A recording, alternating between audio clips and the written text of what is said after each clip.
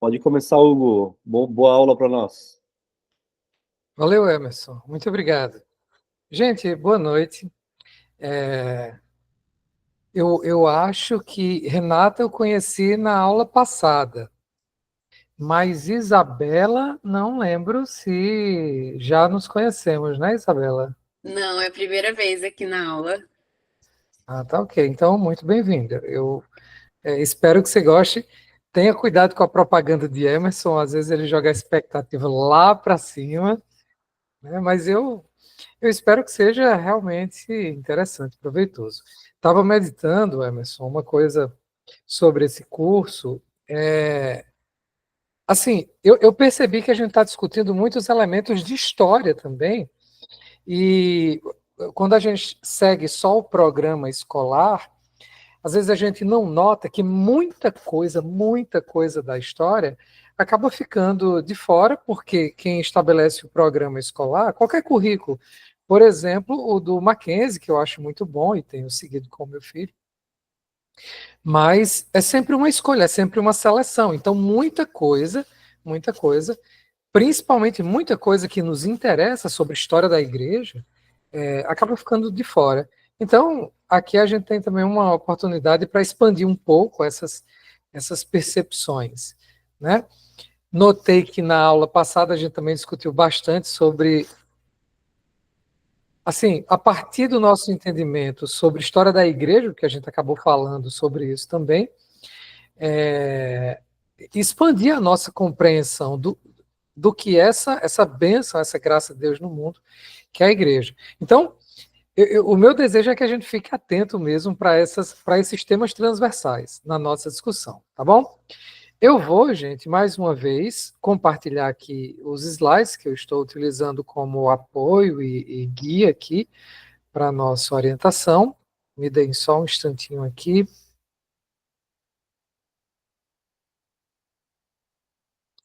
Na aula passada, nós encerramos a nossa discussão sobre o período que a gente chamou de antiguidade, né? A primeira parte do curso, nós tentamos trazer aqui alguns elementos do ensino bíblico sobre a educação. A gente trouxe principalmente uma perspectiva sobre uma das coisas que, olhando para a Bíblia, a gente pode chamar de educação. Vimos textos em Gênesis, um, um texto que fala aspectos importantes da vocação de Abraão. Ali, né, em função do contexto, a gente entende que Deus está falando a Abraão o fato de que ele é chamado também para legar os termos da aliança de Deus aos seus filhos, transmitindo uma cultura que é estruturada com base nos termos da aliança e com o objetivo de produzir não apenas pessoas santas, os seus filhos individualmente, mas uma nação santa. E não apenas uma nação santa, mas por meio de cuja santidade o mundo inteiro seja abençoado. A gente vê desde o capítulo 1 do livro de Gênesis que a grande obra de graça do Senhor Deus sobre este mundo é trazer ordem em meio ao caos, aliás, limitar as forças do caos e da escuridão. E nesse projeto, o homem tem um papel importantíssimo, ele é um representante de Deus, feito à sua imagem.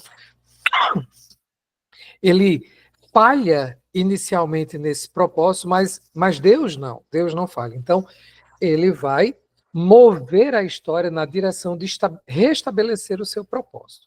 Então, o chamado de Abraão, especificamente para ordenar os seus filhos, é isso que diz o texto lá de Gênesis 18, nós entendemos como sendo um chamado educacional, coloca a família no centro desse projeto e estabelece as finalidades disso. Olha, isso, mais de 50% do que a gente pode dizer sobre a educação de relevante tem a ver com isso. O que é, qual o seu propósito. A gente vê que isso é ratificado, lemos um texto de Deuteronômio, né, capítulo 11, em que a gente vê, inclusive se acrescenta, a gente viu que legar os termos da aliança, essa santa herança da parte do Senhor, dá identidade ao povo e a cada um individualmente, respondendo aquelas questões, né, de onde eu sou, qual a minha origem e qual o meu destino, qual o meu futuro, de onde eu vim, para onde eu vou, né? Com essas duas respostas eu acabo discernindo quem sou eu e veja da perspectiva de Deus, ou do plano de Deus. Vimos como isso é mais uma vez ratificado em textos do Novo Testamento.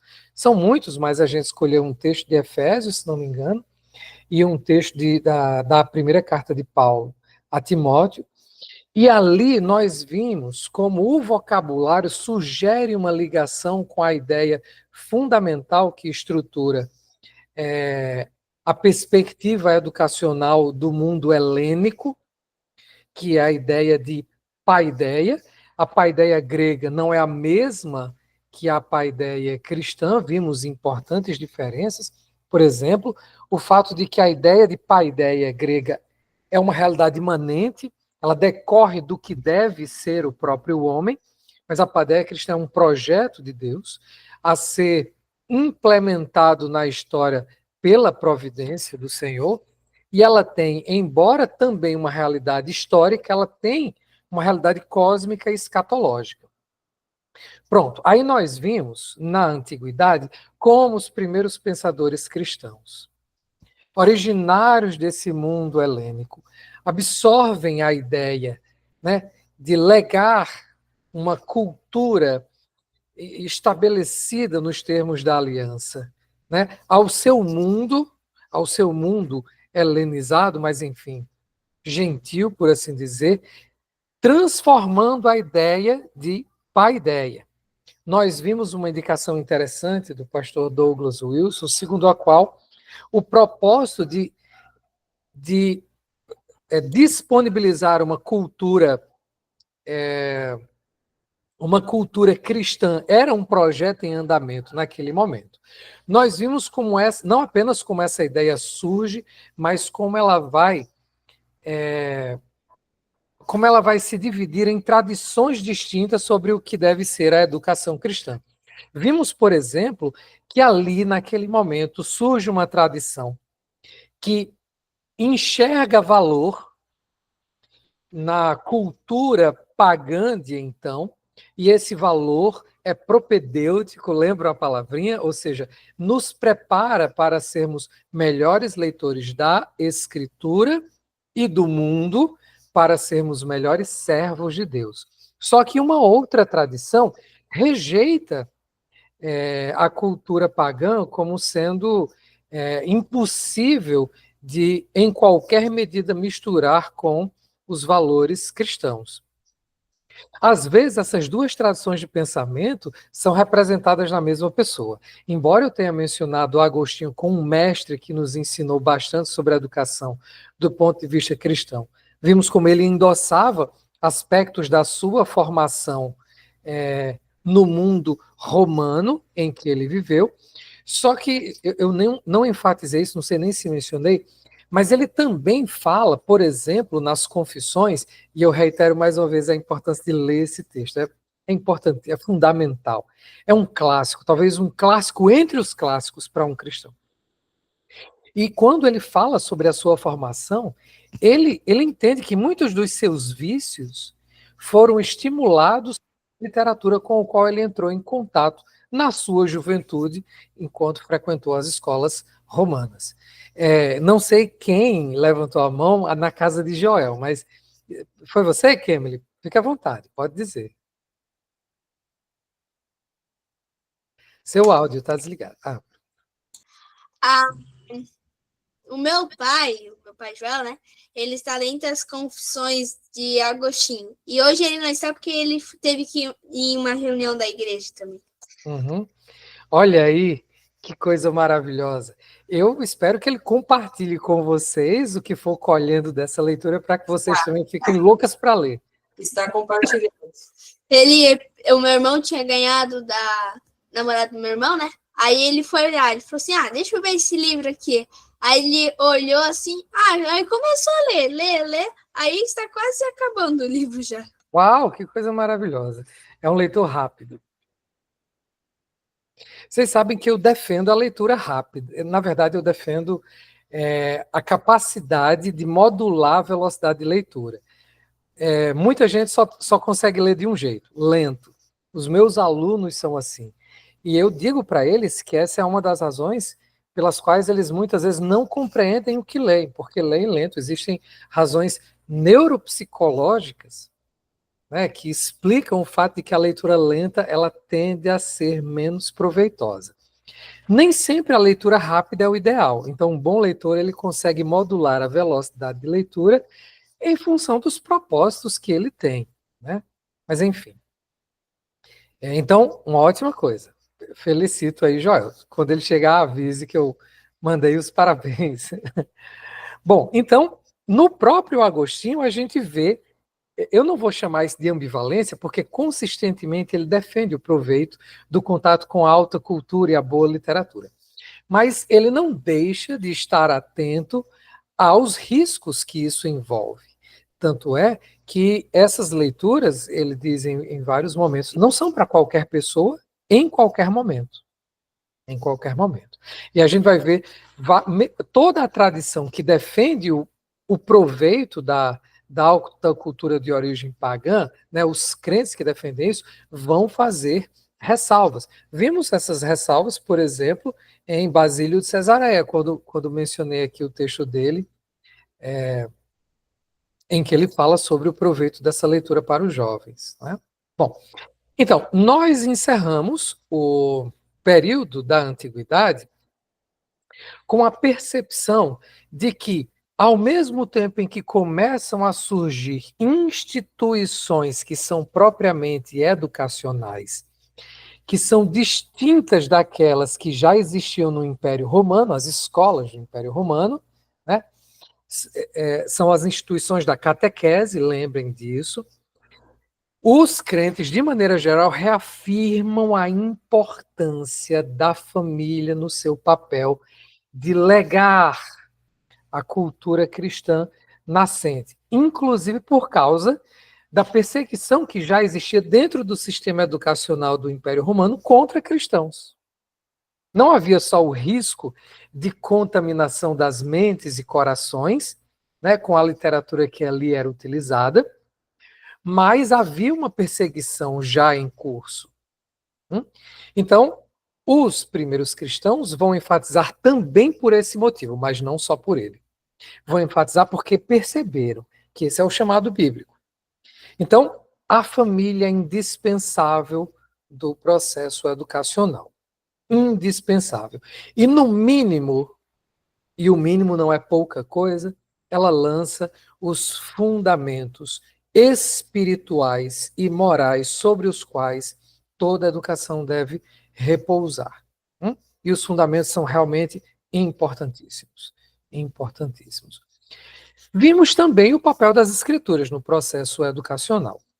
Bom, o período que a gente chama de antiguidade vai aí, bom, a gente já começa a pensar isso pouco depois a antiguidade começa antes do período do Novo Testamento, mas dentro do propósito que a gente elegeu aqui para lidar nesse tema da relação entre família e educação cristã.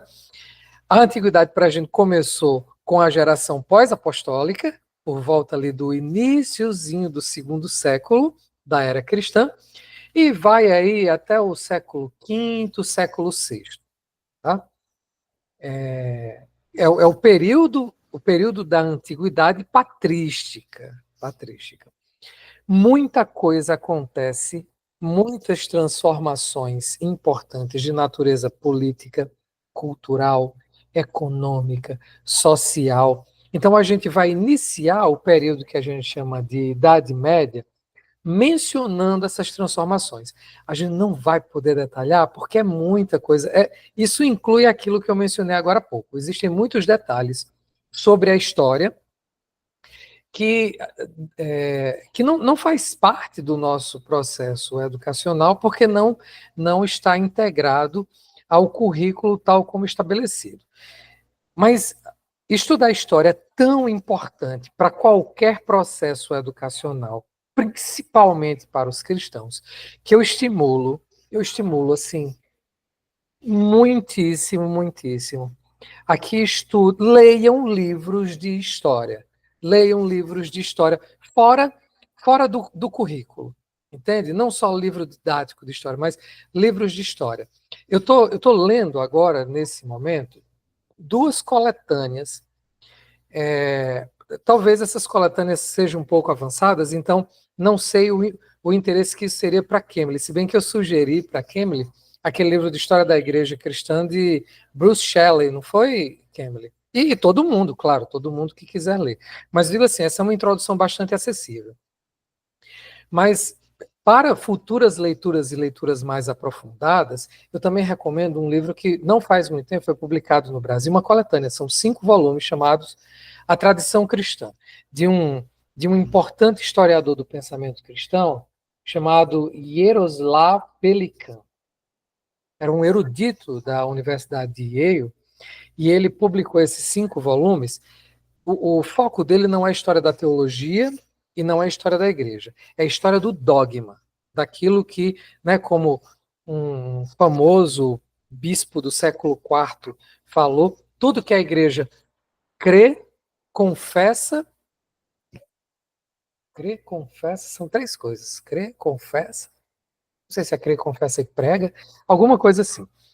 Mas o que a gente chama de fé católica, que significa fé universal, a fé que nos une a todos como cristãos, doutrina da Trindade, encarnação, o cânon da Bíblia, etc., foi formado nesse período e foi sofrendo transformações ao longo da história. Então, esse é um livro interessantíssimo, eu estou ganhando muito com a leitura dele, e é um livro de história. E um outro, também publicado não tão recentemente no Brasil, chamado História do Pensamento Cristão, é em 3 volumes, do Justo Gonzalez, é o mesmo autor de quem eu falei quando indiquei o livro História da Literatura Cristã Antiga, é o mesmo autor. Ele vai fazer uma história da teologia, mas os primeiros capítulos desse livro, por exemplo, falam acerca do contexto histórico do judaísmo antigo, do mundo helênico antigo, outras religiões ali do Oriente Próximo, do Mediterrâneo e tal. Então, isso dá uma perspectiva para a gente entender aquele momento, aquelas pessoas, aqueles personagens, né? De uma outra maneira, totalmente diferente daquela que a gente vai produzindo somente com as leituras sugeridas pelo currículo. Então, recomendo demais a gente compreender. Uma das coisas mais interessantes sobre a história da Idade Média é que a história da Idade Média ela foi muito mal contada durante muito tempo. O próprio nome Idade Média, eu não sei se vocês têm a percepção disso, foi dado a esse período durante o Renascimento e reforçado durante o período conhecido como Iluminismo. O nome é Idade Média porque é o tempo decorrido entre as luzes da cultura helênica clássica em seu auge e o renascimento dessas luzes a partir do meio do século XIV até o meio do século XVI.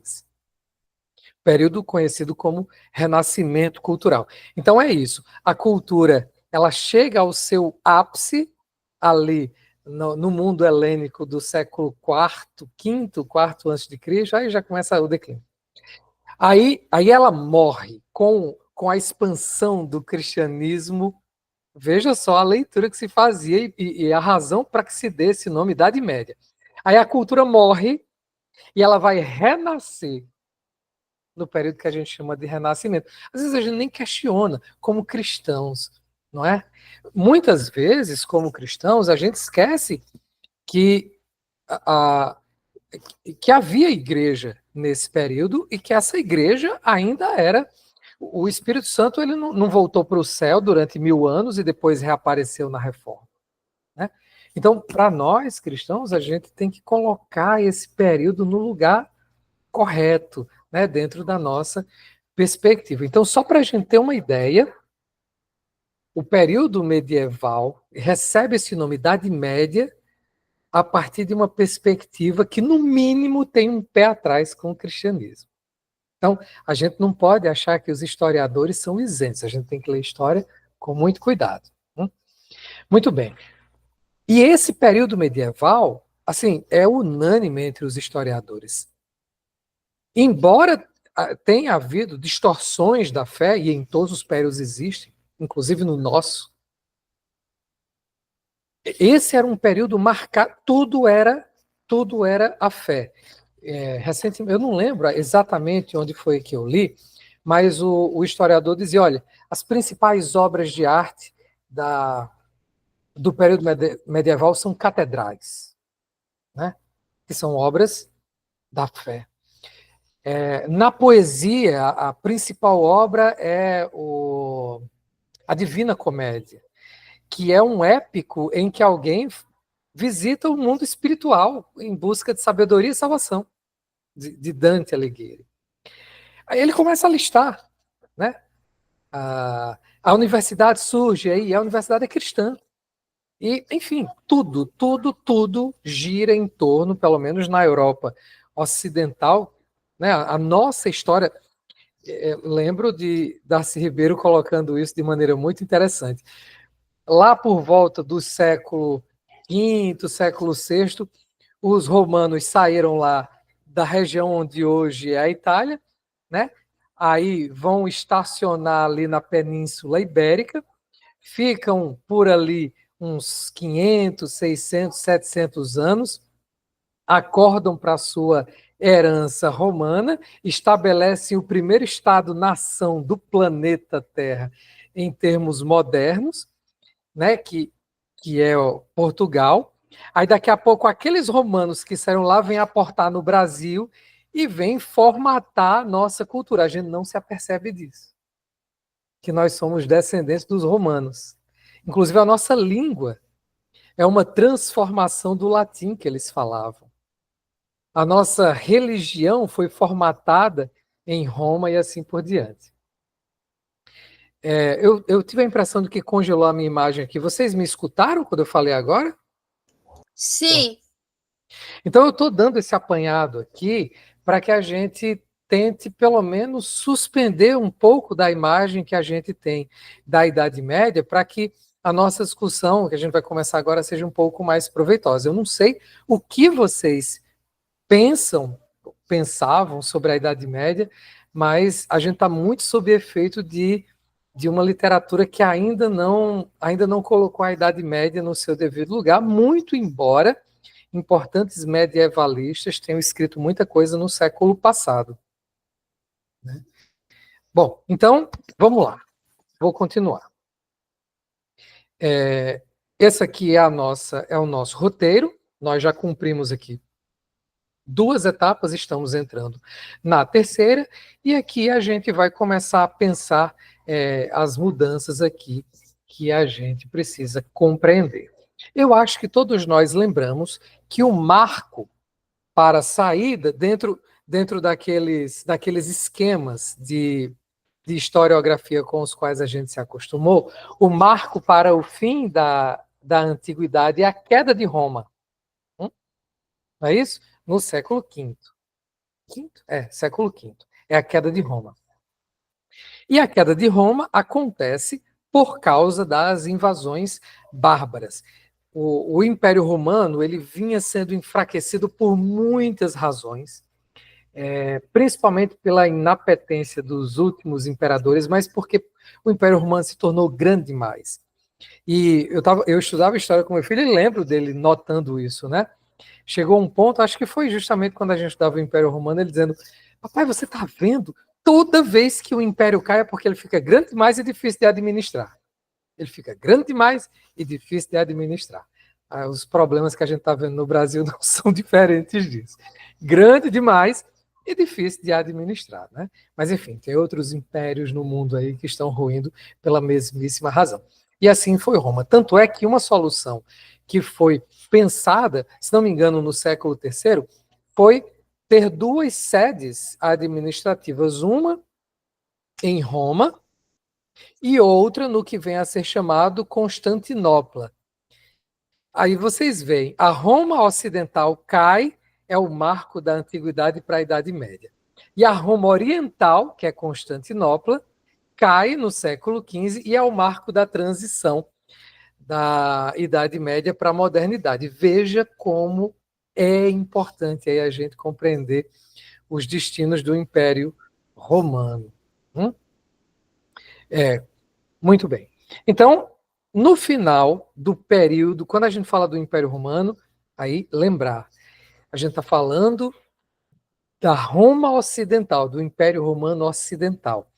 Os bárbaros vindos da Europa mais ao Ocidente começam a tomar vários territórios do Império e chegam ao ponto de invadir Roma. Roma continua exercendo algum poder depois disso, só que a defesa contra os bárbaros, que praticavam quase que uma espécie de guerrilha, foi se tornando cada vez mais difícil. Então, quais eram as estratégias que eram utilizadas? As pessoas se organizavam também em pequenas milícias, em propriedades. As cidades foram esvaziadas porque eram muito vulneráveis a ataques bárbaros, então eles foram formulando pequenas milícias que se concentravam em propriedades rurais, que pouco a pouco foram perdendo a ligação umas com as outras em função de que se tornava perigoso o comércio por causa das ocupações bárbaras difusas. Aqui a gente tem o início do que a gente chama feudos. Então, essa reorganização, que inicialmente é uma reorganização muito em função da defesa, da obtenção de algum tipo de segurança, vai tendo implicações econômicas, e pouco tempo depois, a gente vê que ela se torna uma reorganização política no sentido pleno, porque essas pessoas, os pátres familiares, nesse momento, se tornam senhores em sentido amplo dos territórios rurais que comandavam, né, das suas milícias, e isso muda o cenário político todo. Agora veja, isso não acontece apenas às pessoas que tinham posses, ao poder civil, etc. A igreja, que nessa época já tinha se integrado à estrutura de poder do império, ela sofre esse mesmo efeito. Então, a mesma razão pela qual a sociedade feudal, a gente vai observar, ela se encastelar e ter esse sentido de procurar meios para sua própria defesa e proteção. Isso vai acontecer com a igreja. O castelo da igreja vão ser os mosteiros. O movimento monástico ele já começa nos primeiros séculos do cristianismo. O século II já tem movimentos monásticos. Século III se desenvolve. Século IV isso se torna gigantesco. Século V isso já está espalhado por todo o império, muito além.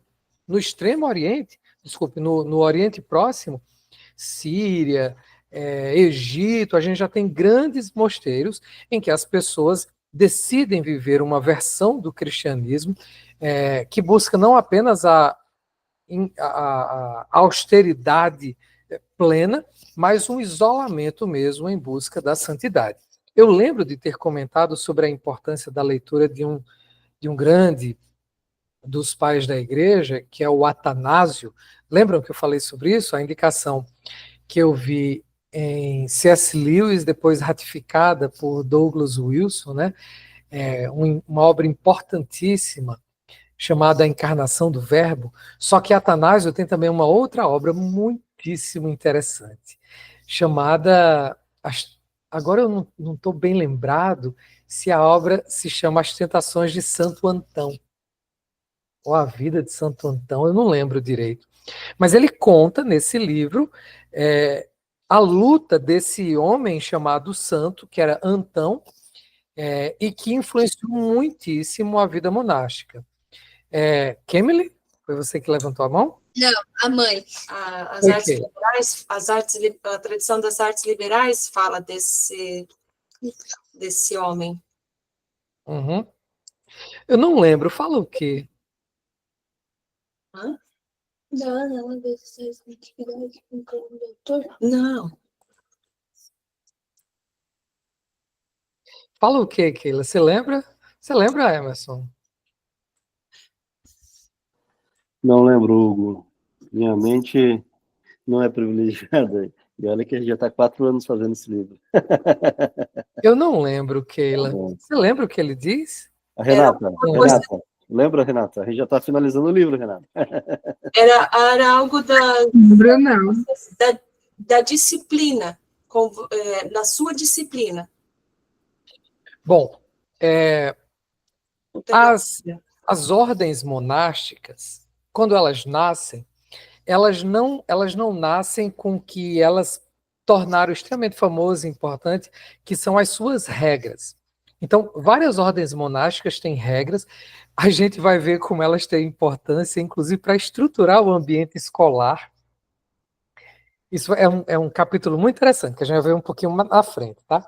Mas na época de Antão, não existe ainda regras. É interessante, eu não sei se vocês curtem filme de terror, suspense, terror, não? Não gosta não, Keila? Eu confesso que eu gosto, né? Eu gosto da emoção do filme de terror, do filme de suspense, enfim. E quando eu li essa obra, eu acho que é a vida de Santo Antão. Depois alguém me ajude aí com isso.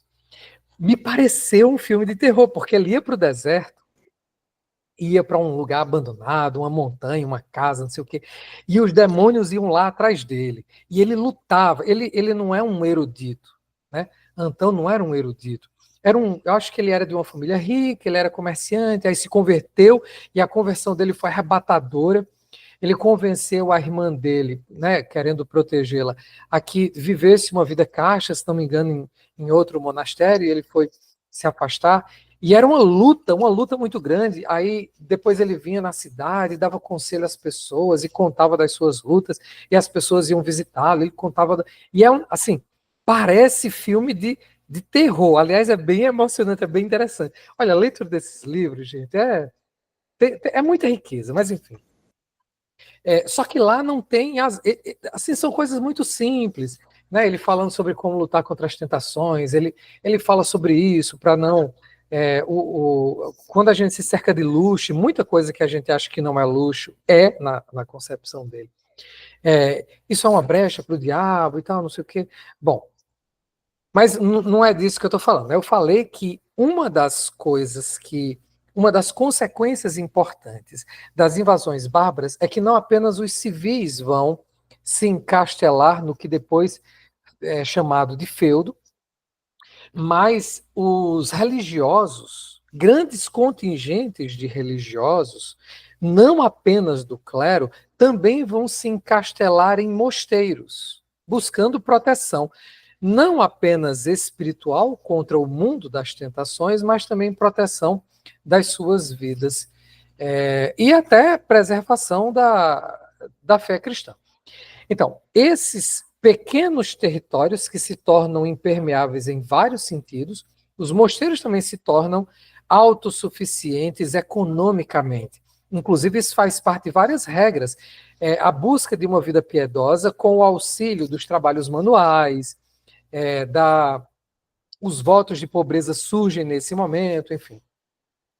E esses lugares, tanto os castelos como os mosteiros, eles vão se tornando impermeáveis. E a cultura, a cultura tal como ela havia no Império Romano, uma cultura cosmopolita, às vezes a gente não tem noção da semelhança entre o nosso mundo hoje e o mundo do Império Romano. Havia uma cultura que já não era nacional. O primeiro movimento de globalização é empreendido. Bom, não é o primeiro, né? Alexandre o Grande já tinha feito isso, conquistando um império né, de proporções mundiais e helenizando várias regiões e até homogeneizando, entre aspas, filosofia, religião, etc. Mas o Império Romano transforma isso ao extremo. Embora tenha chegado um ponto em que a administração de um território tão vasto e diverso era impossível, mas se houve uma estrutura administrativa extremamente competente no mundo antigo, foi o Império Romano. Levou isso ao ápice. Tanto é que até hoje, muito das nossas estruturas políticas, legislativas, etc., inclusive litúrgicas e rituais do mundo cívico, ainda são herança do mundo romano. Mas, enfim, a cultura cosmopolita do Império Romano, ela vai arrefecer, ela vai diminuir em sua importância, em seu alcance, ela vai ainda ser preservada, mas a sua preservação ocorre como que em ilhas.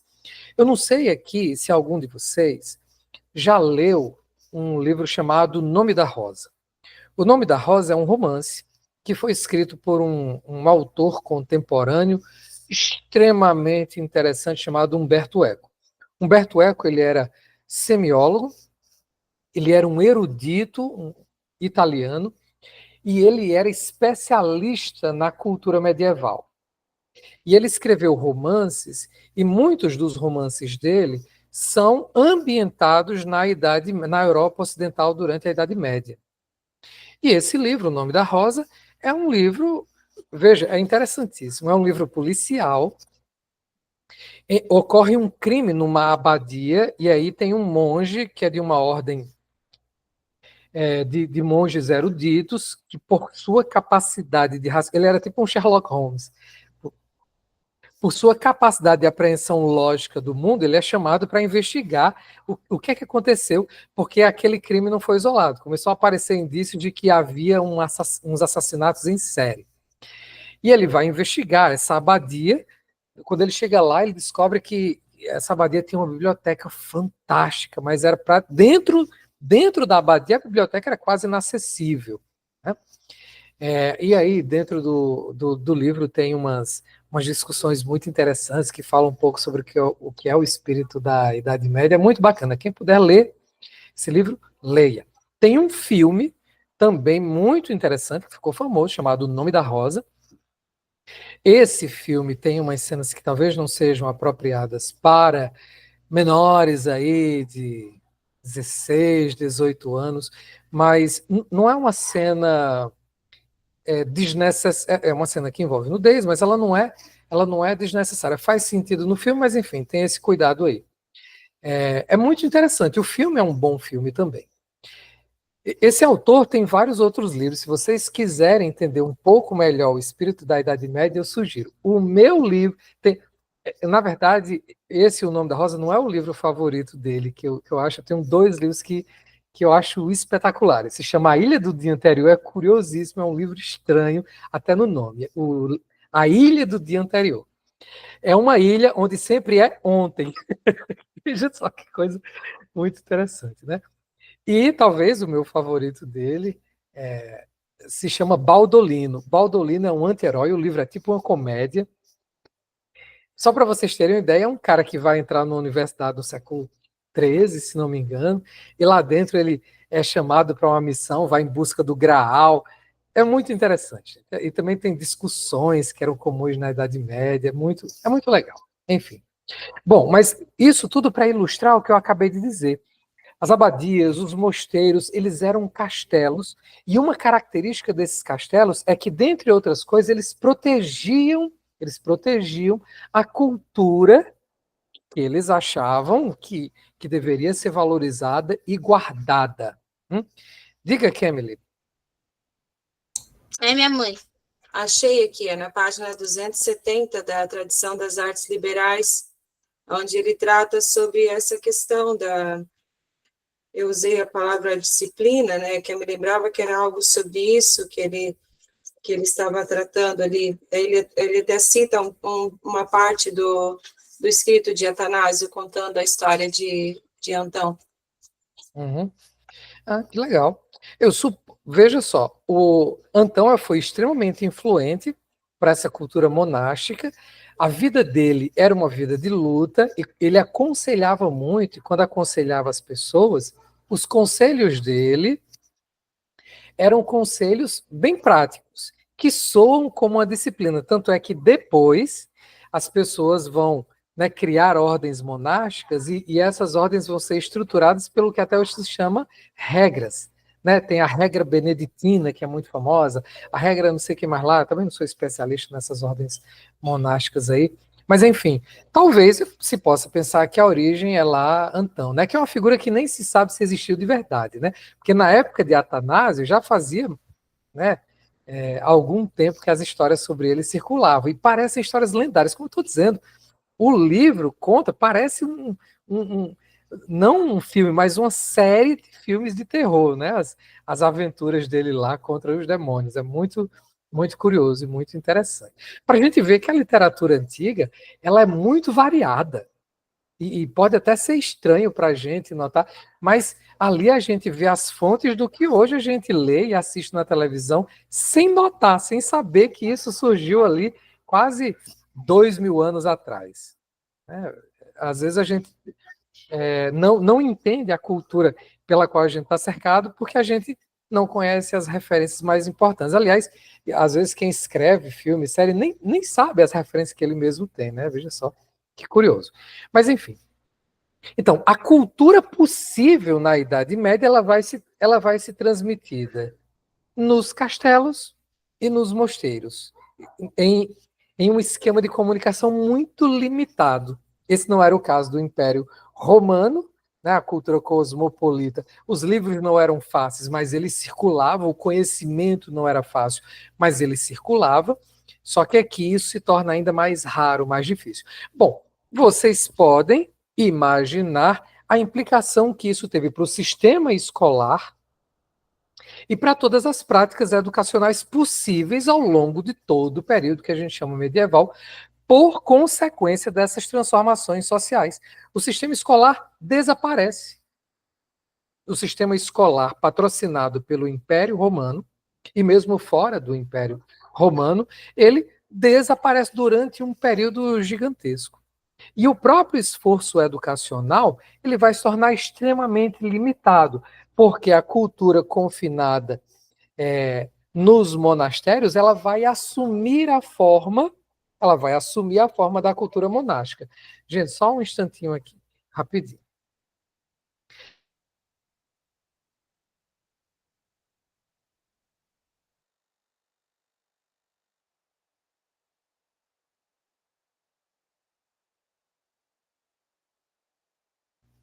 Pronto, gente. Resolvi aqui o meu problema. Bom, então, continuando. A gente vê, então, por causa disso, o declínio da polis, a ideia de polis grega. A polis era a cidade-estado. Essa não é a estrutura política do Império Romano. A civitas do Império Romano, ela não é autônoma. Ela é uma concepção que se espalha por todo o Império. Tanto é, veja, a gente lê no Novo Testamento que Paulo tinha cidadania romana, sendo que ele habitava ali no Oriente Próximo. Então veja a expansão da ideia aí. A polis é diferente da civitas e as duas entram em declínio nesse período que a gente vai chamar medieval, caracterizada por uma organização política, um sistema de produção que a gente chama feudal. Isso determina os termos pelos quais todo o processo de socialização ocorre. Esse processo declina e evolui para um esquema pré-civil, ou seja, anterior tanto à ideia de polis como à ideia de civitas. Por causa disso, né, veja só, isso é contraintuitivo. Né? A gente vê o isolamento dos grupos sociais menores, a gente poderia supor que isso vai fortalecer a família. Mas, em vez de fortalecer a família, isso promove um declínio da importância da família, ao menos como nós a entendemos. Não é à toa que em história se fala muito em família nuclear, não sei se vocês já ouviram essa expressão. Eu já dei um estudo que eu acho que, inclusive, está disponível aqui no Educalar sobre família, e nesse estudo eu mostro que dentro da própria Bíblia o conceito de família muda. Veja, quando a gente lê Gênesis, quando a gente lê Êxodo, o que é a família? Não tem uma palavra hebraica para família. A palavra trazida por família é a palavra casa. E o que é, por exemplo, a casa de Abraão? Não é só Abraão, a esposa, e depois Abraão, a esposa e o filho. Abraão era o chefe de uma casa que tinha mais de 300 pessoas num determinado momento. Lembra quando a casa de Abraão vai libertar o primo Ló, o sobrinho, desculpa, o sobrinho. Todo mundo ali é família. Então envolvia concubina, envolvia o filho da concubina, envolvia os agregados e não sei o que mais lá. Quando se pensava em casa lá, não era pai, mãe e filhos. Vai ser assim no período do Novo Testamento. Aliás, a gente já vê uma estrutura mais semelhante àquela que a gente recebeu. E é a estrutura que é basicamente endossada pelo próprio Cristo, quando ele fala de Adão e Eva como a unidade fundamental. O que acontece é que a família, como nós percebemos, não é a família do período medieval. Esse senhor de uma propriedade rural relativamente extensa, o pater familiaris, ele vai dominar politicamente um grupo, um contingente muito grande de pessoas. Então, nessa estrutura política, eventualmente, eu devia mais fidelidade e honra a esse chefe senhor feudal do que ao meu pai, a minha mãe que me conceberam aqui. Então, quem permitia ou não casamento dentro dessa estrutura era o senhor feudal e não o meu pai ou a minha mãe. Vocês percebem isso?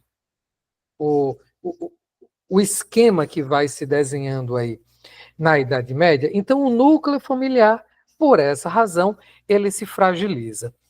E o equivalente ao feudo, se você for olhar, o feudo ele tem uma estrutura muito similar em vários lugares.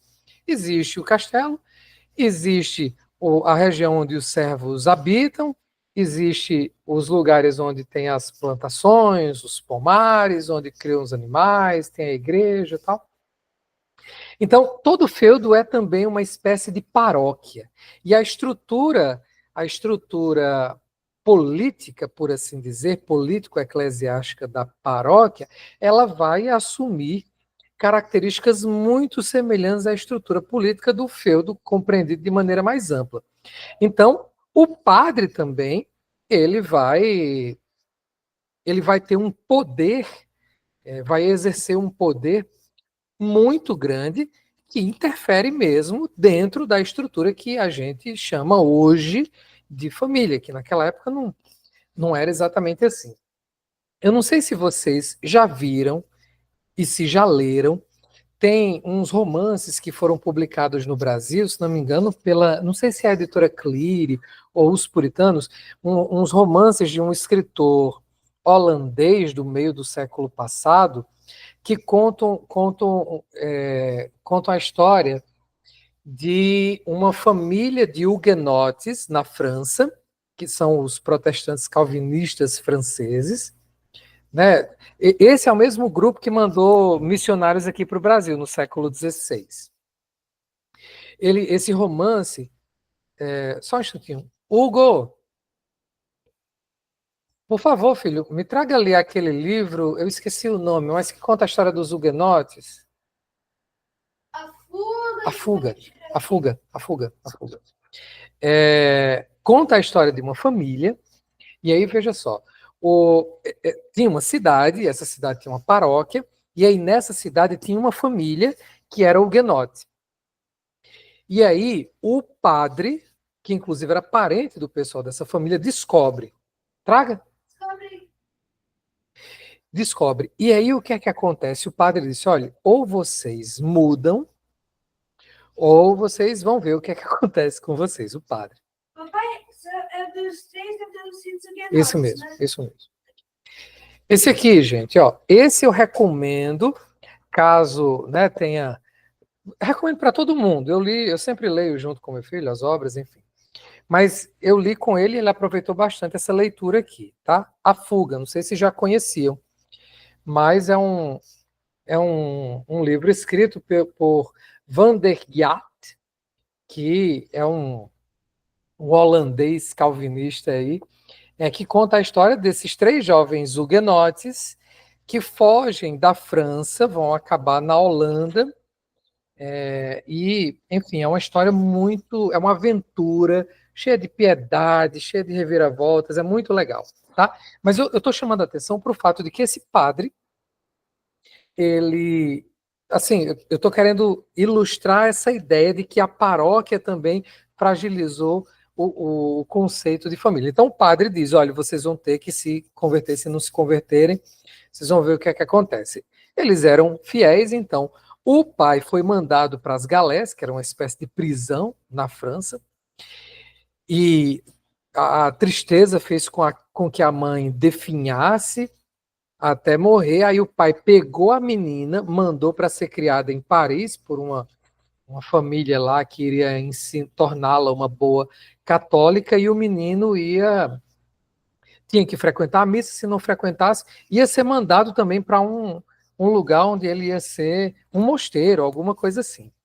Para vocês verem o poder que tinha isso já no século XVII. Mas a mesma estrutura de poder, e talvez antes disso, talvez não, com certeza era ainda mais forte, mas para a gente ter uma ideia do que é o poder aí do pároco num feudo, nesse caso aqui, né, já na cidade, mas enfim, a estrutura de poder ainda é semelhante, de modo que ainda é possível essa comparação, tá? Muito bem. Então, essa é uma estrutura, a do feudo, rigidamente hierarquizada, de uma vida social rigidamente hierarquizada. E essa hierarquia, ela implicava uma distinção muito difícil de subverter e de mudar. A pessoa que era plebeu dificilmente sairia da sua condição. E o nobre também, e assim por diante. De modo que a distância entre a nobreza e o povo era gigantesca. Havia também, no meio eclesiástico, uma nobreza eclesiástica e o baixo clero. A expressão baixo clero no Brasil se tornou mais popular por causa do sentido que ela ganha na política, né? Mas o baixo clero tem a sua... surge na história nesse período aí. Havia párocos que eram, se não analfabetos, semi-analfabetos, porque a educação, que era algo caríssimo e raríssimo no período medieval, ela era oferecida somente àqueles que mostravam uma vocação fortíssima, né, para receber essa educação, ou por causa das suas relações de sangue, né, no âmbito da nobreza e do alto clero. Então, havia dois processos educacionais, que inclusive surgem em período relativamente tardio, dentro do período medieval. Dois modelos educacionais, dos quais a gente vai falar agora. São 9h30, a gente tem ido até as 10 horas. Posso avançar aí para as 10 horas, gente? Tranquilo? Perfeito. Muito bem. Então, veja só, aqui eu extraí, essa é uma obra que é muito importante no nosso estudo, História da Pedagogia, de Franco Cambi, é um historiador da educação italiano, que tem uma obra gigantesca, muitíssimo interessante. Ele fala diretamente sobre isso, né? Veja, Idade Antiga, os crentes simplesmente dão continuidade ao modelo do Novo Testamento, que, por sua vez, dava continuidade ao modelo judeu básico, em que a família está no centro do processo educacional. Ele diz acerca do período da Idade Média, desde o seu início ali, século 7 e 8. A família medieval é um organismo pouco estruturado. Né? E veja, se a família é pouco estruturada, a educação familiar, menos ainda. Lembrando que não haviam estruturas sociais que permitissem a educação, nem mesmo como havia no Império Romano, a educação estatal, uma educação institucionalizada, essa aqui não existia mesmo, tampouco a educação em meio familiar. A família medieval é um organismo pouco estruturado. Veja só, isso deveria, porque muitas vezes, quando eu estou conversando com as pessoas e sobre esse tema da educação, o que é que o pessoal acha? Que quem detonou o papel da família na educação foi a modernidade. Não foi. Como a gente vai ver, no início da modernidade, a família retoma um papel de importância. Veja só que curioso, né? Eu não sei se isso surpreende vocês. Mas o papel da família da educação não declinou na modernidade, não. Pelo contrário, na modernidade ela ressurge. Declinou na Idade Média. Infelizmente, talvez ironicamente, no período mais religioso da história. No período mais... Nós não somos religiosos como os medievais eram. Nós não somos, efetivamente, não somos. Tudo na Idade Média, tudo, sem exceção, era religioso. Nós temos, por assim dizer, uma vida secular. Isso não existia na Idade... Não havia nada secular na Idade Média. Zero, nada. Tudo era religioso. Mas, enfim, Cambi continua. A família medieval... Não estou dizendo que era o ideal, a gente devia voltar à Idade Média, não. Justamente por causa de coisas como essa, é que a Idade Média fracassou bastante, né? Porque a gente sabe que a família é importantíssimo para uma fé sadia. Mas isso não foi a doutrina transformando a família, não. Foi por as transformações econômicas, políticas, pressionando a igreja. E é importante que a gente esteja atento a isso, porque as pressões existem hoje. E nós podemos não estar atentos como não estiveram no passado. A gente pode estar permitindo transformações que os crentes do futuro vejam e digam, como é que isso aconteceu com os crentes dessa época, se referindo a gente? A gente precisa atentar para isso, e uma das maneiras pelas quais a gente pode fazer isso é entendendo a história. Tá? Entendendo a história. Então, continuando, Cambi diz, a família medieval é um organismo pouco estruturado, em estreita contiguidade e continuidade com toda a vida social, no qual os problemas educativos também têm escassa estruturação e pouca centralidade. Só para a gente ter uma ideia, uma outra maneira de ilustrar essa coisa toda. Eu não sei se vocês notam, mas a nossa vida social, ela estabelece fronteiras muito nítidas entre a casa e a rua. Vocês têm essa percepção? Ainda mais hoje.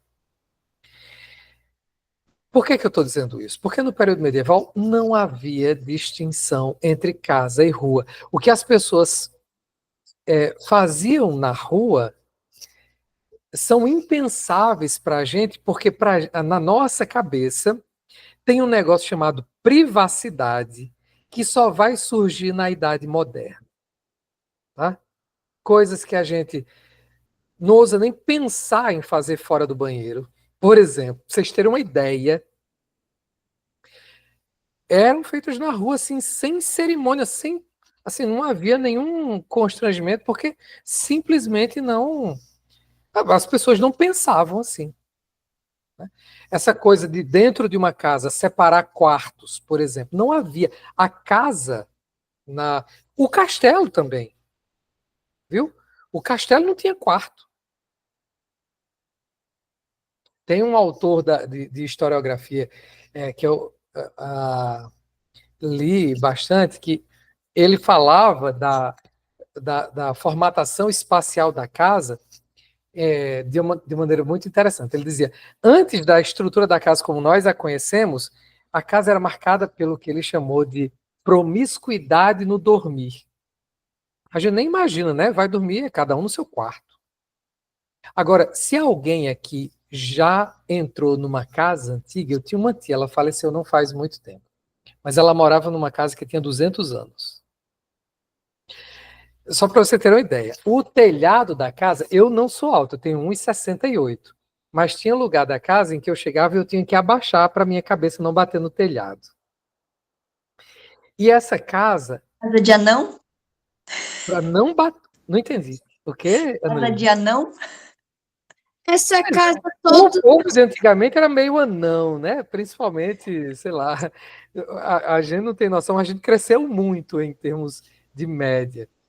Mas é isso, eu sou relativamente baixo, mas eu chegava lá e me sentia um gigante, porque eu chegava assim e a minha cabeça estava no telhado. Cansei, eu ia passar férias na casa dessa minha tia e eu não sei se eu já falei para vocês, mas a minha família é gigantesca. O meu avô casou 4 vezes, porque ele casou, aí a esposa morreu, aí ele casou de novo, a esposa morreu, aí ele casou de novo, a esposa morreu, aí casou de novo, quem morreu foi ele. E cada esposa era um monte de filho. Então, eu nunca soube quantos tios eu tenho, só por parte de mãe, e muito menos quantos primos. Uma vez, essa mesma tia minha fez uma festa de aniversário de casamento, né? E a gente foi, e ela disse: eu vou convidar só a família. Foi quase 400 pessoas, mais 300, só família. Vocês têm noção? Então era muito primo, aí a gente brincava correndo na casa, e aí crescendo, crescendo, chegou um tempo que a gente corria na casa e batia a testa no telhado em todo canto. Veja só que coisa. Mas o que eu ia dizer é o seguinte: essa casa da minha tia, todos os cômodos tinham porta para todos os cômodos. Não tinha um cômodo que tivesse parede com outro que não tivesse uma porta para ele. Então, o quarto onde a minha tia dormia com o meu tio, tinha porta para a sala e tinha porta para outros 2 quartos. E esses outros 2 quartos tinham porta para todo. Era um negócio assim, e nem sempre. Veja, a gente ia dormir, não tinha esse negócio de fechar a porta. Imagina aí, um monte de gente. Sabe, eu ia passar férias lá e eu não era o único a minha família não era a única que ia passar férias lá. Um monte de primo ia e tal, não sei o quê. Então, era assim. E veja, isso já é o avanço do espaço da casa moderna. Antes disso, não tinha nem parede. Era um único vão. Aí tinha uma outra casa de uma outra tia em que eu ia passar férias também. Lá no Rio Grande do Norte a gente diz no sítio. Aqui na Bahia, o pessoal diz na roça. Eu não sei como é que dizem aí na região de vocês.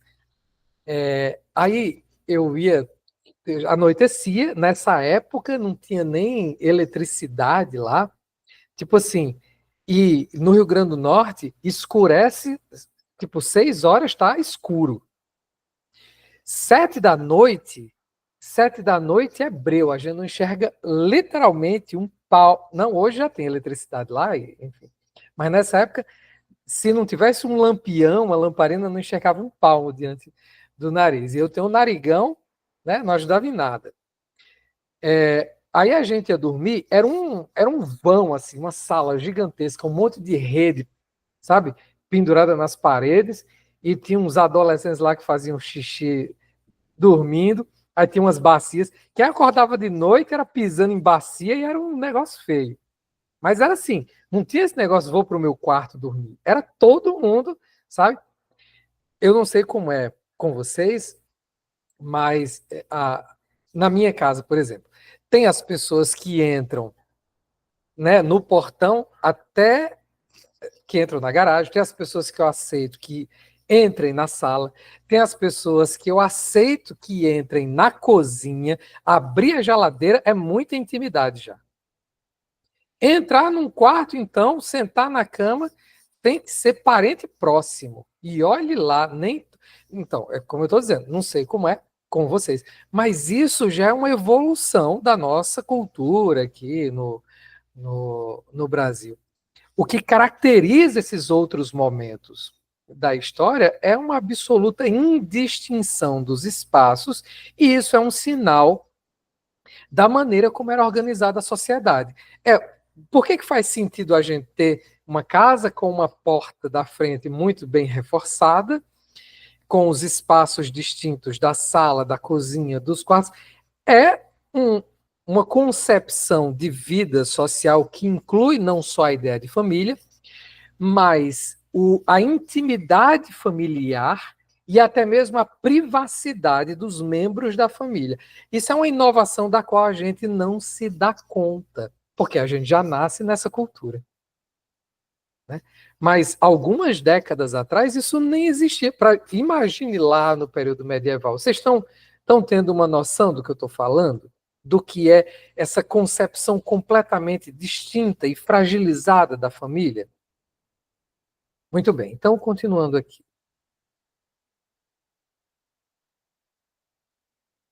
Bom, nesse período, também é fácil supor que havia um monopólio eclesiástico da educação.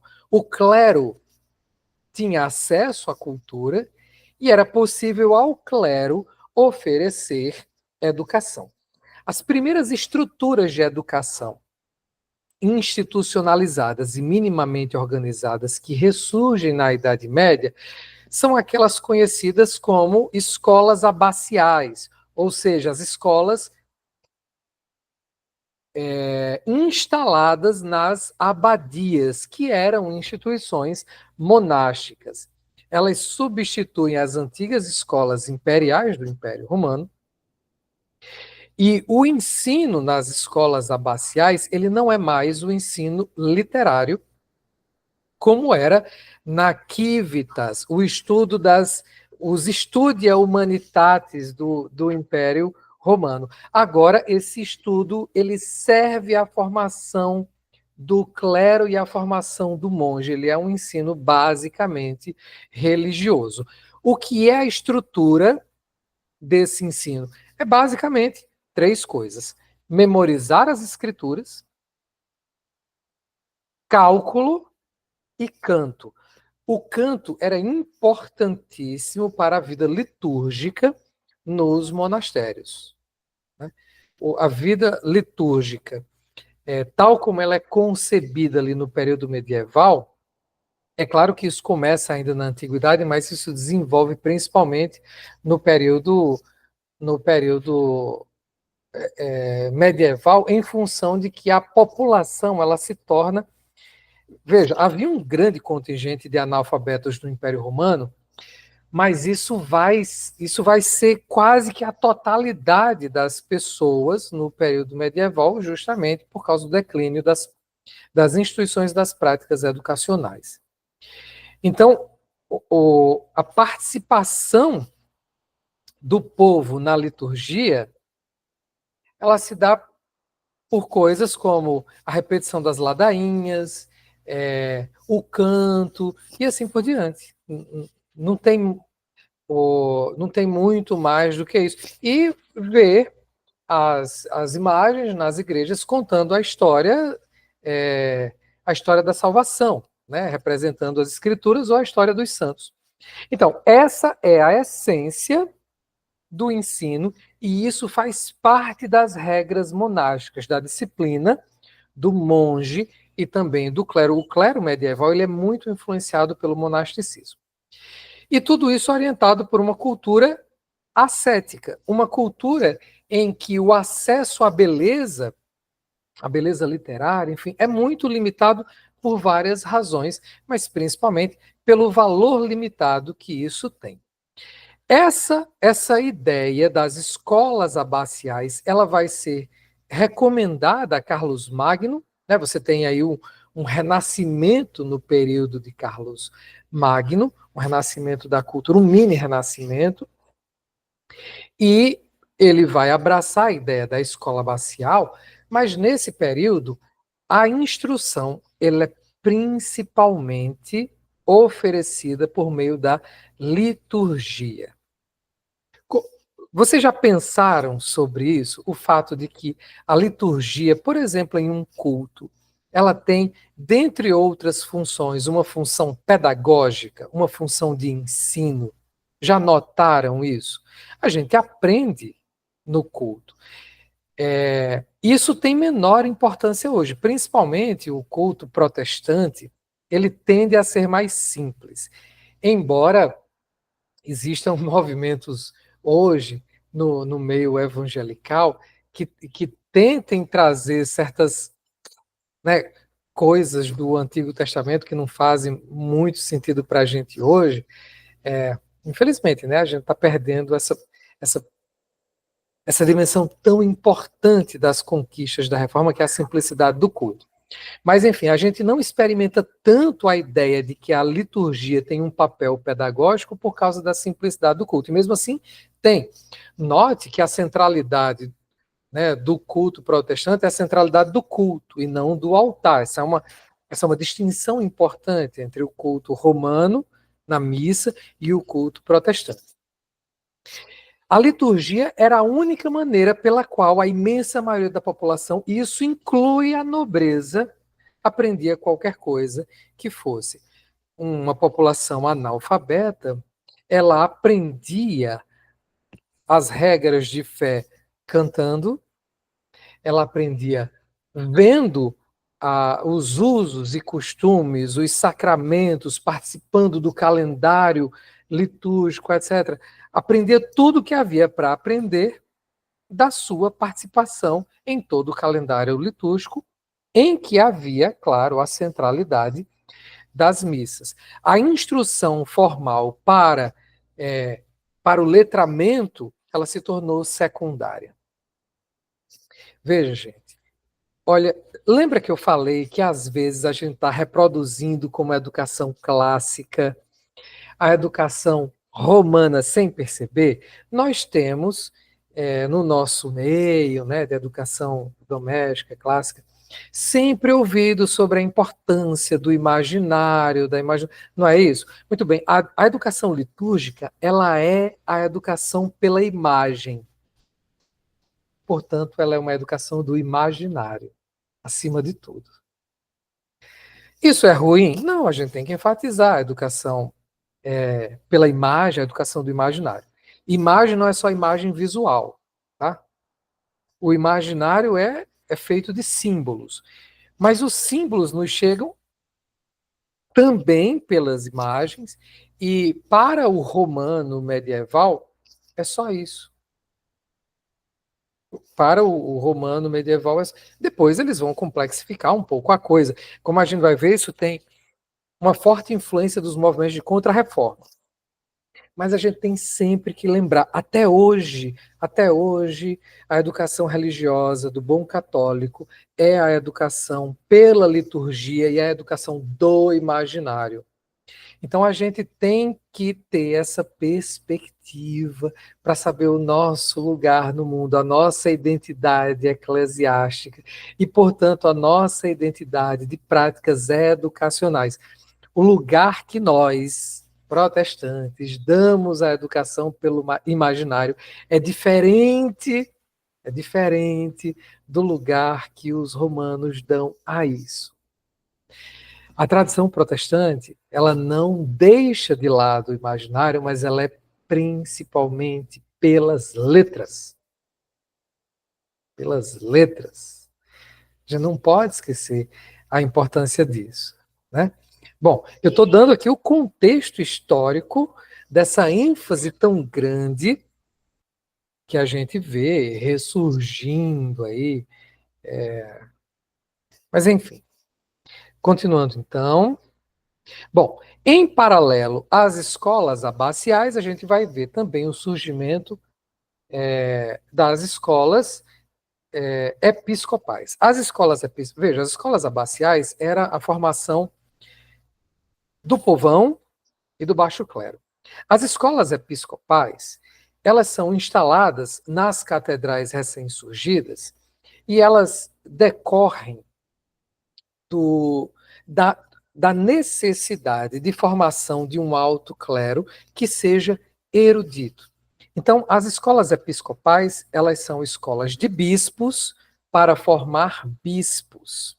Aliás, as catedrais recebem esse nome do fato de que elas são presididas por um bispo que se assenta no seu trono, que é a cátedra, em latim. Esse tipo de escola, que responde a uma necessidade de formação de alto clero, de um clero erudito, ela foi criada formalmente no século IX pelo Papa Eugênio II, que decretou a sua instituição. Né? A sua instituição. E ele decretou também a necessária formação de mestres e de docentes para o ensino desse alto clero. Nesse momento, volta a ter importância, não é que isso tenha desaparecido por completo, mas volta a ser mais disseminado o ensino do alto clero no que era conhecido no Império Romano e na Antiguidade Helênica como artes liberais. As artes liberais, das quais, por exemplo, falava Platão na República, e Isócrates e Aristóteles, enfim. As artes liberais envolviam, né, o caminho das 3 vias e o caminho das 4 vias, o trivium e o quadrivium. Todo mundo lembra que o trivium é gramática, retórica e lógica, e o quadrivium, astronomia, aritmética, geometria e música.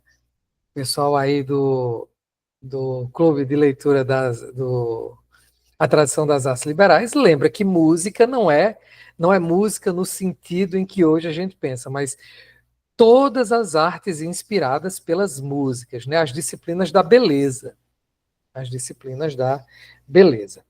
Muito bem, então essa era a formação. Aí aqui, os manuais de educação que se utilizam da perspectiva das artes liberais voltam a ter importância nesse período. Então a gente acaba ligando, num certo sentido, a educação clássica a esse período medieval.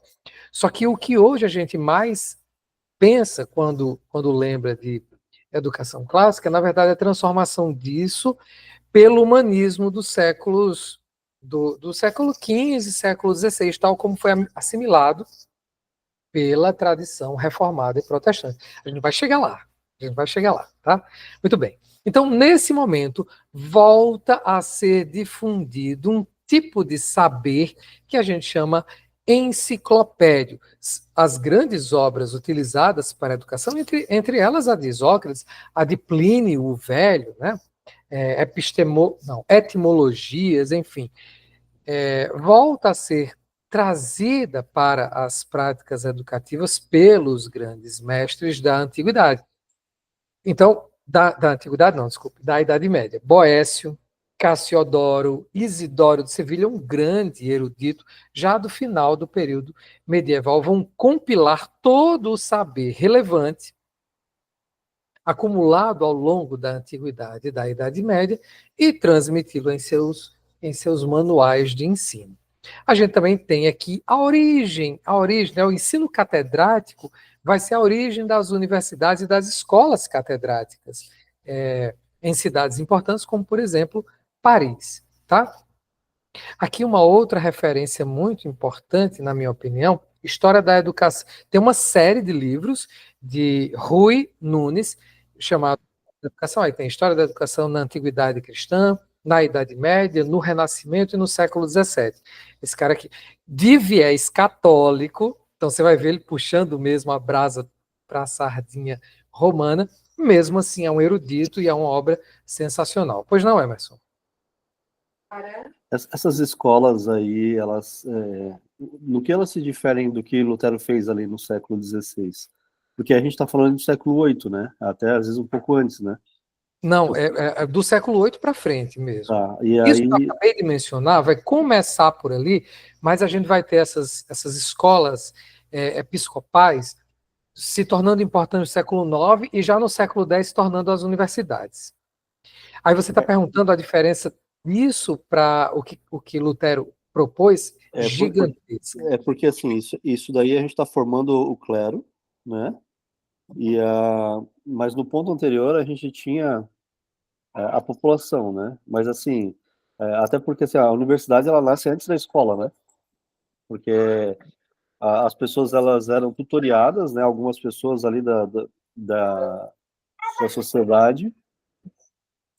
E aí, com 16, 17 anos, nós temos grandes nomes aí já com mestrado, doutorado, né? Como que a gente faz esse paralelo? Como? Não ouvi essa última parte, Emerson. Como que a gente traça isso? Porque, assim, às vezes pode ficar um pouco confuso, né? Quando a gente fala escolas episcopais, escolas baciais, né? Uhum. O que hoje a gente chama de escola realmente é uma coisa muito, muito diferente. A gente usa é porque a história do nome escola já é um capítulo à parte, né? Eu não lembro se foi na aula passada que eu mencionei o fato de que escolé é uma palavra de origem grega que significa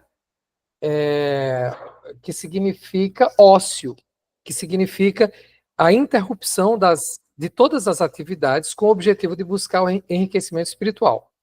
Então, escola, inicialmente, não era um lugar, não era uma instituição, mas era um tempo.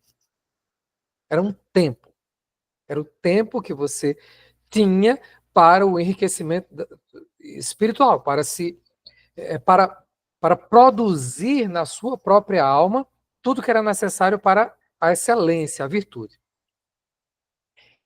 Com o surgimento desse tipo de ensino nas catedrais, você tem um lugar específico onde esse ensino era dado, você tem um currículo e você tem a fortíssima influência das regras monásticas. E isso é o germen daquilo que lá na frente a gente vai chamar de escola. Lá na frente. Então, os historiadores vão chamando isso de escola sem que isso seja exatamente a escola como a gente se acostumou a chamar.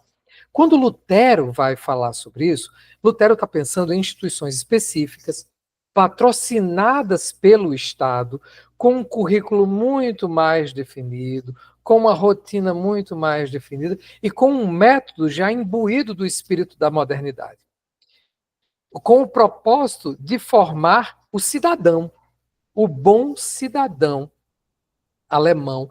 Então é realmente uma coisa muitíssimo diferente. Essa escola episcopal, ela forma o alto clero, o bispo. Isso vai até se transformar depois para formar a nobreza também. Então é uma coisa, aqui é absolutamente elitista. Aquela escola que eu mencionei, a abacial, ela vai formar o baixo clero. E o baixo clero, por meio da liturgia, vai formar a população, mas aquela escola abacial nem é para a população como um todo. Alguns em que se vê uma vocação vão ser alcançados pelas escolas abaciais. Então a gente está vendo o lento ressurgimento de instituições de ensino, lentíssimo ressurgimento. E ainda embrionariamente, muito mais na frente é que isso vai se tornar o que a gente chama de escola. Não sei se eu respondi a pergunta. Não, entendi. Não, perfeito. Assim, depois vira uma consequência, né? É aí que tá nascendo tudo. Está nascendo tudo. Aí veja, isso vai acontecendo sem dar muita bola para a família, porque a própria ideia de família ainda não ressurgiu. Né? Veja só, o que é que a gente está fazendo aqui?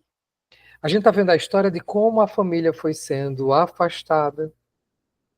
Depois a gente vai ver a história de como a família vai ser reaproximada. E como a gente vai ver como esse é um movimento protestante reformado.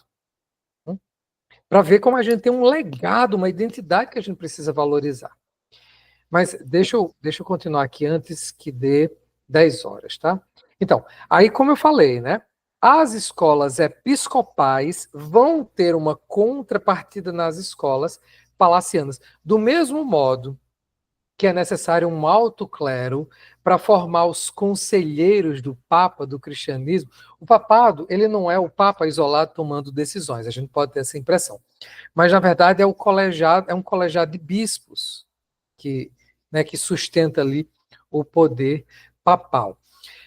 Mas veja só, isso também vai levar, porque é uma estrutura de poder que a gente está pensando aqui, isso também vai levar o poder de, então, a considerar a importância de formar também conselheiros não apenas para o Papa, mas também para o rei. Então, as escolas palacianas vão atender a essa demanda no período carolíngio, que eu falei do Renascimento patrocinado por Carlos Magno, né? Por Carlos Magno. Então, aqui a gente vai ter um outro tipo de instituição de ensino, a gente vai chamar de escola, talvez o uso seja anacrônico desse termo, né? Mas aqui vai ter um viés um pouco diferente. Esse viés vai ser formalista, também elitista, como o das escolas episcopais. Mas aqui se vai, não que aos bispos não se ensinasse gramática e retórica. Veja, a Idade Média ela é principalmente agostiniana. Então, os bispos entendiam a importância propedêutica da formação em gramática e retórica segundo a tradição agostiniana. Só que a gramática e a retórica para o conselheiro do rei vai cumprir um papel completamente diferente. O conselheiro do rei, pensem, por exemplo, na figura de Maquiavel. Maquiavel ele vai aconselhar o rei com o objetivo de que o rei seja eficaz. É claro que é outro contexto, ali já é moderno, Maquiavel já é moderno, mas a figura dele é interessante para a gente entender. É aquele que vai aconselhar o rei sobre estratégia militar, e ele vai recuperar isso nas suas leituras em história, em Tucídides, em não sei o que mais lá. Ele vai aconselhar o rei em termos de direito canônico, ele vai aconselhar o rei em termos de história, né, a legitimidade do poder exercido por ele, da nobreza, ele vai aconselhar em termos de genealogia, enfim. Vai ser alguém que precisa consultar textos, mas também alguém que vai desempenhar funções diplomáticas. Então você tem uma outra figura aqui no conselheiro do rei. Só que essa formação ela é também para a elite cavalheiresca. Então essa formação palaciana ela não inclui somente gramática e retórica, artes liberais. Ela passa a integrar também a preparação militar. A Idade Média é a societas cristiana, é a sociedade de Cristo, a civilização cristã, que vai precisar se defender do assédio do mundo árabe e muçulmano, nem sempre essas duas coisas são a mesma coisa, e também vai fazer a guerra para retomar Terra Santa. Então, o cavaleiro medieval, ele é também um agente militar, que defende o próprio feudo, mas que defende as insígnias de Cristo. A sua espada é uma cruz, que ele leva a todo lugar. E surge aí, veja, uma instância militar minimamente literarizada, surge uma reflexão sobre a virtude que é própria da nobreza medieval, que vai redundar ali na honra militar. Então, quando a gente lê obras como as de Tolkien, Senhor dos Anéis, Hobbit, o que é que a gente está vendo ali? A gente está vendo ali, né, a concepção de honra militar surgida no período medieval em vários lugares, no norte da Europa, na Europa mais ao ocidente, principalmente o norte da Europa. Ele gostava muito da mitologia dos códigos de honra do norte da Europa. Então a gente vai ver ali esse representado em obras como a de Tolkien, mas em várias outras, hoje se tornou muito popular na literatura contemporânea. Mas a gente vai ver esse código de honra. E, ao mesmo tempo, também o amor cortês. Então, as estruturas que dão formato às relações amorosas também vão sofrer transformações. Surge uma poesia cortesã,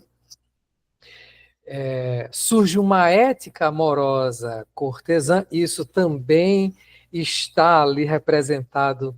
É uma outra camada de leitura importantíssima. Se há uma coisa que Tolkien queria que a gente conseguisse enxergar na sua obra, é isso. Então, a relação amorosa, eu lembro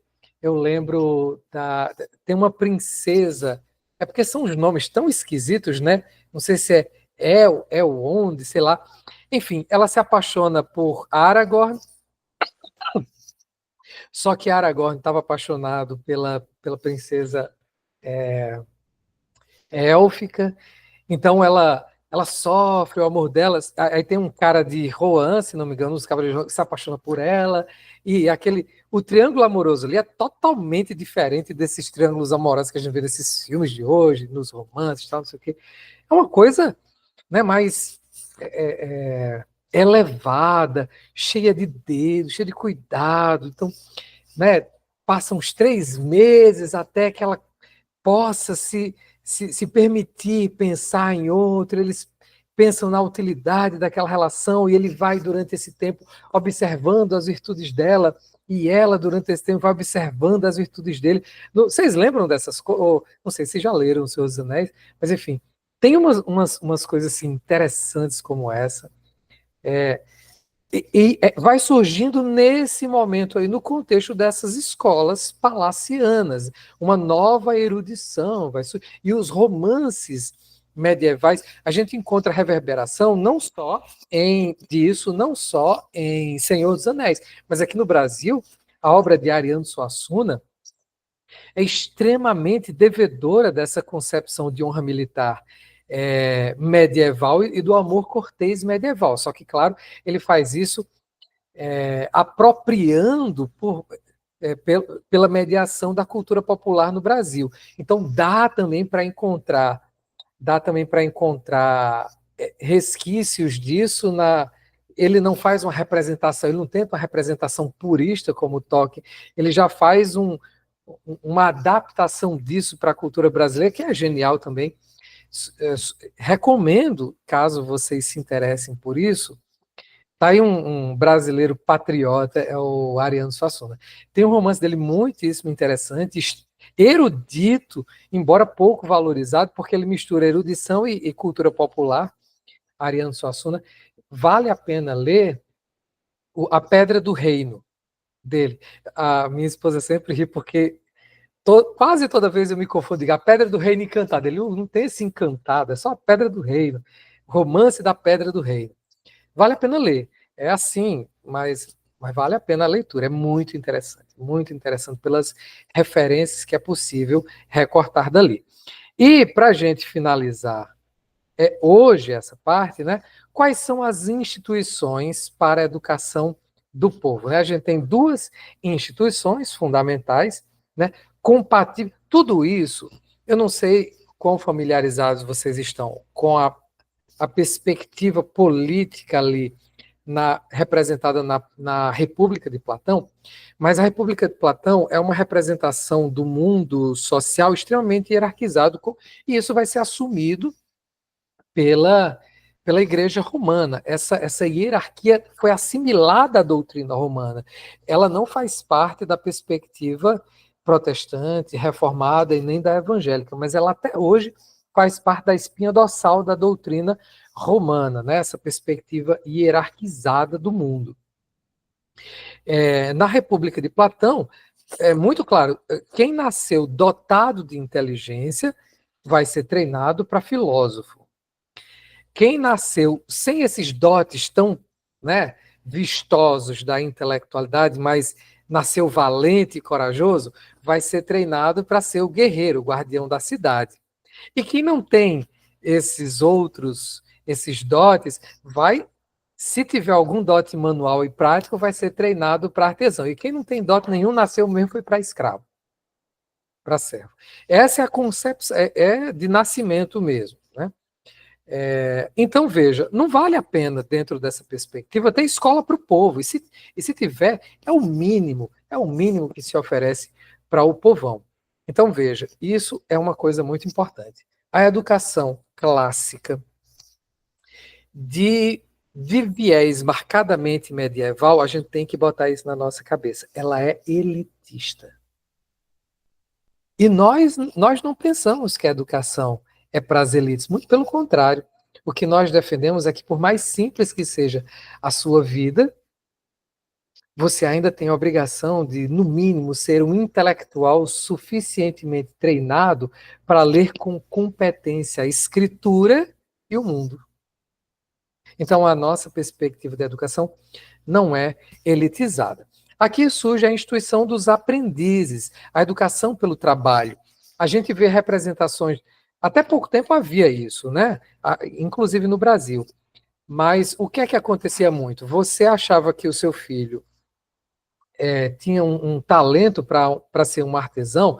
Por exemplo, você era sapateiro, seu filho vai ser sapateiro. Você não vai necessariamente treinar o seu filho como sapateiro, você vai mandar para um vizinho amigo, que é sapateiro, que vai treinar o seu filho para ser sapateiro. Ele ia ser um aprendiz na casa dessa outra pessoa, ia ser integrado como uma espécie de servo de status especial, porque era filho do seu amigo.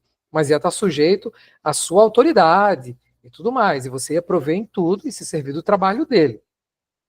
Então, era principalmente, quando havia instrução, era a formação técnica em oficinas por um mestre prático, um mestre técnico. Também havia, no tempo ocioso, a educação religiosa, né? Essa educação, como eu já falei, era principalmente oferecida nos festivais, né? Até hoje, no interior, aqui, eu moro perto da paróquia de São Roque, então tem a novena, tem, né, o festa de padroeiro e tal, não sei o quê, que é o calendário litúrgico, que é o treinamento mesmo, só que hoje tem mais do que isso, né? Mas nesse mundo medieval que a gente está visitando, era basicamente isso: os ritos e os símbolos que modelavam a imaginação popular. Eu extrapolei um pouquinho às 10 horas, mas eu queria concluir essa parte do nosso estudo do período medieval. A gente ainda não terminou de falar sobre o período medieval, a gente conclui no próximo, mas o que eu queria era dar essa perspectiva. Houve um declínio da família, as razões explicadas, razões de ordem política, econômica, social e cultural, depois reforçado pela religiosidade que surge no período. Só que isso, né, vai ser meio que revertido, mas do meio para o final, para a alta Idade Média, baixa Idade Média, quando ressurgem essas escolas de vocação mais elitista, né, mas que vão dar oportunidade a outras instituições educacionais. E aí, gente, foi muita informação? Pergunto para vocês. Tranquilo, então, né? Que bom. Fico feliz. Eu digo isso porque nem sempre a gente está acostumado a visitar a Idade Média com um pouco mais de detalhe, né? A gente acaba passando muito rápido por um período de 1000 anos aí, e sem perceber as implicações que isso tem para a vida cotidiana, para coisas como educação. Esse tema não aparece na discussão escolar, né?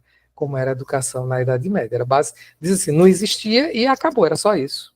Nem diz por quê, e ainda, quando diz que não existia, isso é falso. Existia, mas era diferente, tinha razões para isso. Ficou alguma outra pergunta? Ou algum comentário?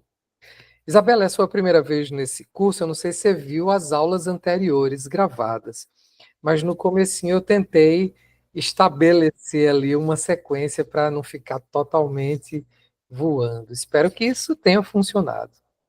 Nossa, perfeitamente. Eu com certeza senti que a introdução foi bem uma revisão de todo o resto que passou. Ainda não consegui assistir tudo que passou, mas vou dar uma olhada assim para poder aprofundar um pouquinho mais, né? Muito obrigada, viu, Hugo? Ótimo. Que bom. Legal. Então, gente. Acho que é isso, né, Hugo? Por hoje é só. Semana que vem a gente continua. Recomendo, viu, gente? Se vocês conhecem, essa aqui é uma leitura Só em muito... sebo. Só em sebo. Só em sebo? Não está mais editando? É um livro de 23 anos atrás. Ele já... Talvez a gente até consiga pedir uma impressão, mas daí tem que comprar muito. Foi editado no Brasil? Hã? Aqui eu tenho a segunda edição, que é de 2015. Mas pelo que eu pesquisei aqui, tá fora. A gente pode talvez encontrar um ou outro, mas é mais fácil em sebo. Bom, a gente não encontra tantos romances que representem, por assim dizer, o mundo protestante reformado. Esse é muito bacana. Isabela? Hugo, você pode falar o nome do autor desse livro, Fuga? O nome dele é A, eu não lembro, eu pesquisei o que era esse A, mas agora eu não lembro. E aqui não tem, mas é A. van der Jagt. Vou tentar botar aqui para você ver por escrito. Pra eu não... Depois eu posso passar um print também ali. Van der Jagt, ele era um jornalista, acho que fez carreira política, morou em Nova York um tempo. Era uma figura, é porque a gente não tem muito contato com a cultura holandesa, norueguesa, dinamarquesa, mas a literatura protestante nesses países é riquíssima. É verdade. Beleza. A gente tem mais contato com a literatura protestante inglesa e acabou. É isso, pessoal. Tudo certo? Alguma pergunta? O Joel apareceu ali. Vocês têm alguma dúvida? Bastante informação que depois vocês podem rever, tá bom? E Sempre que puderem, consultem as obras indicadas. Aí sim você se aprofunda, porque eu trago aqui um resumo, né? fechou? Pessoal, obrigado, né? Boa noite, fiquem com Deus. Até na próxima semana, tá bom? Tchau, tchau. Um abraço, gente. Deus abençoe.